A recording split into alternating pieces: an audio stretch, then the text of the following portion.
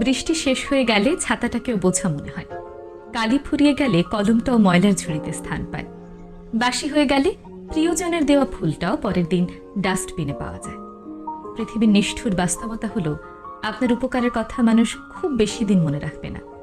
নিদারুণ সত্য হলো, কারো কাছে আপনি ঠিক কতটুকু গুরুত্ব পাচ্ছেন এটা নির্ভর করছে ঠিক কতদিন কারোর জন্য আপনি কোনো কিছু করার সামর্থ্য রাখেন। এই বাস্তবতা আপনি মানলেও সত্য, না মানলেও সত্য।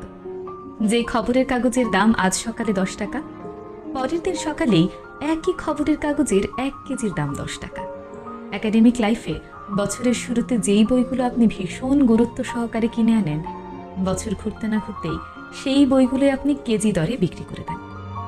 এভাবে সময়ের সাথে সাথে দাম কমে যায় সবার, সবকিছুর। আমরা আপাতমস্তক স্বার্থপর প্রাণী। ভিখারিকে 2 টাকা ভিক্ষা দেওয়ার আগেও মানুষ চিন্তা করে ঠিক কতটুকু পূর্ণ হবে। ভিখারিকে ভিক্ষা দেওয়ার আগেও মানুষ স্বার্থের কথা চিন্তা করে। স্বার্থ ছাড়া ভিখারিকেও ভিক্ষা দেয় না।